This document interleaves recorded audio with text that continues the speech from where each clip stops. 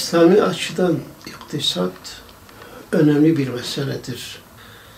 İslam iktisadı çok yönlü olarak ele alır. Sadece ekonomik olarak değil, amel, davranış, söz, hareket, bütün bunlarda Allah-u Teala insanlardan iktisatlı olmalarını istiyor. Hazreti Lokman oğluna diyor ki وَاقْسِدْ فِي مَشِّكَ Yürüyüşünde iktisatlı ol. Yani mu'tedil ol, ölçülü ol. Bu ölçülü olmaktır. Her şeyde bir nizam ve intizam olması gerekiyor insan hayatında. Gerek alışverişte, gerek konuşmada, gerek yürüyüşte, davranışta, hareketlerde, ahlakta mu'tedil olmak, ölçülü olmak İslam'ın bizden istediği bir meseledir. O yüzden Allah-u Teala diyor İ'dilû huve akrabu littakva. Ölçülü olun, takvaya en yakın olan budur. Adaletli olun. Adalet her şeyin yeri yerinde olması ve kullanılması demektir. Bir şey yerinden kaymışsa veyahut yerinin dışında kullanılıyorsa bu adil olmaktan çıkmıştır. Tasarruf demek iktisat olarak en çok insanlar tasarrufta iktisatlı. Yani alışverişte iktisatlı olmayı anlıyorlar. Oysa iktisat insanın bütün hayatını kuşatan bir meseledir, bir olgudur. Ama alışverişte daha çok önemlidir. Alışverişte tasarruflu olmak, ölçülü olmak, aşırı derecede saçıp savurmamak, elini sımsıkı da tutmamak gerekiyor. İktisat budur. İktisadın ölçüsü verirken Allah-u Teala diyor, elini, avucunu tam açma, hiçbir şey avucunda kalmıyor. Yani her şeyini birden verme. Ama elini sımsıkı da tutma. Yani cimri olma. İktisat, cimrilik ile savurganlık arasında bir ölçüdür, i'tidaldır. İktisat budur işte. İslam'da bir insan eğer iktisatlı değilse onda oturaklı bir şahsiyet olmaz. Oturaklı bir şahsiyete sahip olmak için iktisatlı olması lazım. Ölçülü olması lazım. Her şeyi yerinde ve zamanda kullanması lazım. Peygamberimiz Aleyhisselatü Vesselam buyurur. Rızkın 9'u iktisattadır. Veyahut rızkın 9'u ticarettedir. İktisatlı ticarette. Ticaret önemli bir meseledir ama iktisatlı bir şekilde, ölçülü bir şekilde ticaret yapmak. Fakat herkes tüccar değildir. Ticarette sadece satıcı ölçü değil, alıcı da ölçüdür. Gerek alıcı olsun, gerek satıcı olsun, alışverişte iktisat önemlidir. Henüz zamanı gelmemiş, sonra ihtiyaç duyulabilir. Böyle malları alıp biriktirmekte bir fayda yoktur. İktisadı bozar. Ama ihtiyaç varsa onu almak gerekiyor. İhtiyaç duyulan bir şey varsa onu almamak cimriliktir. Hasisliktir. Buna hasislik diyorum. Tutumlu, aşırı tutumlu olmak kötü bir şeydir. Ama müsrif olmak da kötü bir şeydir. İktisat bu ikisinin ortasıdır. Bir şeye ihtiyaç duyulmuyorsa kalsın. Yok biz bunu alalım, ileride lazım olur. Yok iş görecek bir aletimiz vardır ama daha güzeli olsun. Aslında iş gören bir alet varsa onu kullan. Aletlerin en güzeli iş gören alettir. Süslü, püslü, şaşalı şeylerin işe bir katkısı yoktur. Adamın aracı varsa iş görüyor, işine gidip gelebiliyor. Yok model yükseltmek. Evi vardır. Yok bunu satıp daha lüks bir daire almak. Bu israftır. Şahsiyetli bir insan evine ihtiyaç duyulan şeyleri mutlaka alması lazım. Ama ihtiyaç dışı şeylerden de kaçınması lazım. Bu israfa girer. Şimdi insanlar evlenmeden evin bütün eşyalarını alıyor, evi dayıyor, düşüyor. Fakat insan eve gitmiyor. O eşya boş orada bekliyor. Eskiden insanlar ev yapardı. Veyahut evin içinde özel bir oda, misafir ağırlama salonu yapardı misafir için. Misafir gelince böyle minderlerde sıra sıra otururdu. Ama şimdi misafir gelmiyor ama sıra sıra koltuklar oturuyor. Şimdi misafir yerine oturma grupları oturuyor. Kimse de gidip o koltuklar, o grup üzerine oturmuyor. Kimileri üzerine bir perde çekiyor. Haftalık temizliğini yaptıktan sonra bir daha örtüsünü örtüyor, orada bekliyor. Bu eşyamız vardır. Bu israftır. Bunları kaçırmak lazım. Eğer paran varsa, alabiliyorsan ihtiyacın kadar al. Geri kalanı başka hayırlı işlerde kullan. Ahiretin için kullan. Sadece her şeyi dünyaya yatırmak, arazi almak, toprak almak, beton yapmak, dünyaya hizmet etmek, dünyaya tapmak, bu gaflettir. İktisattan uzaklaşmaktır. Fersah fersah uzaklaşmaktır. İktisatlı olan bir insan hem dünyasına hem de ahiretine harcar. Allahu Teala en müsrif bir şahsa hitap ediyor. Hz. Musa'yı gönderiyor Karun'a. Diyor de ki malından faydalan. Vaksi ve la tense nasibeke mined dünya ve ahsin kema ahsenallahu ileyk. Allah sana ihsan ettiği gibi sen de ihsan et. Yani Allah sana vermiş, sen de başkalarına ver. Ama kendi payını da unutma dünyadan. Böyle varlık içinde yokluk yaşama. Harca kendine. Rahat harca. Harcarken israfa girmemek, ölçüyü kaçırmamak gerekiyor. Ama harcamak gerekiyor. Sadece nefsine değil, fakir fukaraya, insanlara, yardıma muhtaç olanlara yardım etmek, onların zorluk anlarında yanında bulunmak ve onları rahatlatmak. Şu an aç insanlar vardır, perişan insanlar vardır ama kimileri de varlık içinde yüzüyor, hiç onları görmüyor, görmezlikten geliyor. Bu uzun bir konudur aslında. Bunu biraz devam etmek istiyorum.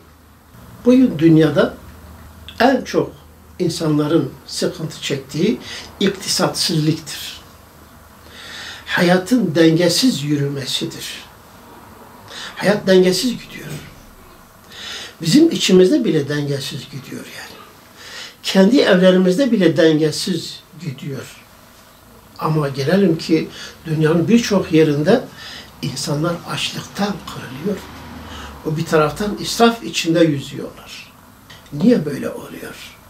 Hepimiz aynı kürede yaşıyoruz. Dünya artık küçülmüş. Bir köy gibi olmuş dünya. Bir ucundan o bir ucuna insanlar bağlanabiliyor, iletişim kurabiliyor. Evet, 24 saatte ulaşım gerçekleşebiliyor uçaklarla. Fakat buna rağmen insanlar açlıktan ölüyorlar. Kimileri de tokluktan ölüyor, tokluk. Bugün obeziteden ölen insanların sayısı, yani aşırı kilo almaktan, şişmanlaşmaktan ölenlerin sayısı açlıkta dolayı ölen insanların sayısından az değildir. Evet, açlıktan da insanlar ölüyor ama tokluktan da ölüyorlar. Bunlar o fazladan yediklerini eğer o aç insanlara gönderselerdi, yani o israf ettiklerini iktisat edip oralara gönderseler, dünyada açlık yaşanmazdı. Oysa Allahu Teala yeryüzüne hepsine yetecek rızık gönderiyor. Yeryüzüne hepsine yetecek rızık gönderiyor. Yağmur gönderiyor.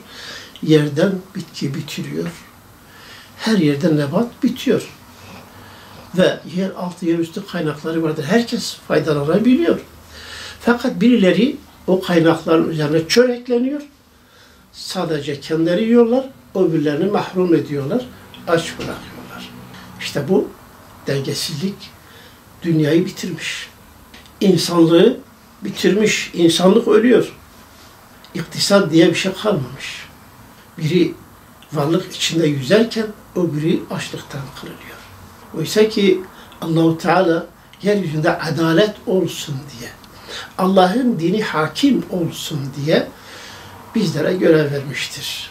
Cihad edin. Bu dengesizliği ortadan kaldırın. Bu adaletsizliğe son verin. Yeryüzünde fitne kalmayıncaya ve din yalnız Allah'ın oluncaya kadar mücadele edin, görev veriyor. Müslümanlar bu konuda uyanmalı, kendine gelmeli, kendi görevlerini anlamalı. Buna göre hareket etmelidirler. Allah akıbetimizi hayra götürsün. İsraftan, savurganlıktan muhafaza eylesin. Allah Celle Celaluhu bir ayet-i kerimede şöyle buyuruyor. Kulu veşrabu ve la tusrifu. Yiyiniz, içiniz. Fakat israf etmeyiniz. İnnehu la yuhibbul musrifin. Muhakkak ki Allah israf edenleri sevmez. Allah israf edenleri sevmez. Allah bizi sevmiyor, bundan dolayı bizi imtihan ediyor. Başımıza belalar gönderiyor. Hastalıklar gönderiyor. Depremler gönderiyor. Seller, afetler gönderiyor. Sınıyor bizi, imtihan ediyor ki uyanalım. Uyanmasak bu iptilalar daha da ağırlaşacak. Daha da çoğalacak. Ama kendimize gelirsek Allah'ın lütfu çoktur, geniştir. Bundan dolayı adil olmak gerekiyor. Yeryüzünde iktisatlı olmak gerekiyor. Hayatın bütün alanlarında iktisatlı olmak. Yeme içmede, alışverişte, yürüyüşte, konuşmada, davranışta, tavırda iktisatlı olmamız gerekiyor. Allah-u Teala yeryüzüne eşit olarak rızık gönderiyor. Fakat birileri o kaynaklara çörekleniyor, birileri mahrum kalıyor. Bu dengesizlik meydana geldiği zaman iktisat diye bir şey kalmaz zaten. İsraf. Birileri israf yapıyor, birileri aç kalıyor. Son olarak şunu söylemek istiyorum. Bizim ölçümüz iktisatlı olmak ve iktisatlı bir hayat yaşamak. İktisat bereket getirir, zenginlik getirir. İktisat olduğu zaman malın çokluğu olmasa da az bir şeyle insan iktisatla rahat geçinir. Onu ölçülü kullandığı zaman. 2-3 günde kullanabilecek bir malzemesi vardır. Bir günde tüketebilir. Ama onu 3 güne, 4 güne, 5 güne yayarsa, iktisat ederse bereket girer içine. Hazreti Peygamber Aleyhisselatü Vesselam ashabına ölçülü verirdi. Hatta bir sefere çıkıyorlar, ashabın bir kafilesi. Hurmaları azalıyor, sayılarını düşürüyorlar her öğün için. Nihayet her öğün bir hurmaya düşürüyorlar. O da artık azalıyor. Bu defa tek bir hurmaları kalıyor. Hepsinin. Bir gruptur. Bu grup bir hurmayı biri ağzına atıyor, böyle tadını alıyor ki üzerine su içsin. Bağırsakları kuruması. Onun tadını aldıktan sonra ağzından çıkarıyor, biri ağzına atıyor. Bu üzerine bir su içiyor, rahatlıyor. Bu şekilde o hurmayı o grup her biri biraz böyle tadını görerek üzerinden su içerek bir nevi gıda kokusunu alıyorlar. Yani gıdalanmıyor. Bir gıda kokusunu alıyorlar. Bir mide oluyor, hareketleniyor ve üzerinden su içiyorlar, rahatlıyorlar. Ama Allah-u Teala nihayetinde onlara bir rızık gönderiyor. Mesela uzundur. Siful Bahr hadisesi ve Allah-u Teala onları orada doyuruyor. Ama öyle yapmasaydı o önlerindeki nimete kavuşamazlardı. Yolda belki ölürlerdi. Ama iktisatla hedefine ulaşıyorlar ve hedefi de gerçekleştiriyorlar. İktisat önemlidir. İktisat yapan kazanır. İsraf yapan kaybeder. İsraftan kaçınmak lazım. Mümin bir insan asla israftan yana olmamalıdır. Müsriflerle beraber olmamalıdır. İnsan müsrifin yanına gittiği zaman ona alışır. O harcadığı gibi kendi geride kalmış olduğunu hisseder. Bir aşağılık kompleksine düşer. O da onun gibi savurur. Ve bir de bakar ki eli avucu boş kalmıştır. Ondan dolayı iktisatlı insanlarla ticaret yapmak, arkadaşlık yapmak, beraber olmak önemlidir. Sonra ihtiyaç dışı lüks tüketimden kaçınmak. Bugün insanlar ihtiyaç tüketimi yapmıyor, lüks tüketim yapıyorlar. Kapitalist sistem insanları lüks tüketime teşvik ediyor. Reklamla, ondan sonra duyurmakla, göstermekle bunu sık sık yapıyorlar. Ve insanlar görür görmez dikkati çekiyor, alayım, hoşuma gitti. Ama ihtiyaç değildir, mecburiyet değildir. Böylece biz kapitalizmin o çarkının bir dişlerine takılmış gidiyoruz yani. Bizi böyle öğütüyor kapitalist sistem. Bu kapitalist sistemin çarkına takılmamak lazım. Hayır. Ben bu kadarını yapabilirim, bu şekil yapabilirim. İktisatlı olmak önemlidir. Lüks tüketimden kaçınmak lazım. Ondan sonra başkalarının derdini, ızdırabını duymak lazım. Yani sadece ben kazandım, ben yiyeyim, yine liberalizmin düşüncesidir yani. Ben kazandım, ben yiyeceğim. Ben kelimesi bizde olmamalıdır. Ben kazanıyorum, biz beraber yiyeceğiz. Faydalı mümin kazanır, başkasına da ihsanda bulunur. Ama mümin olmayan insanlar, münafık, fasık olan insanlar, müsrif olan insanlar hep siz kazanın, ben yiyeyim. Sen kazan, ben yiyeyim. Başkalarını köleleştirir, çalıştırır, kendisi oturur, sadece yemeği düşünür. Bu bencillik İslam'da kesinlikle olmamalıdır. İslam bunu reddediyor. İslam paylaşımcılığı, beraberliği, iktisadı emrediyor. Allah bizi iktisat yolunu seçenlerden, israftan kaçanlardan ve cimrilikten uzak duranlardan eylesin.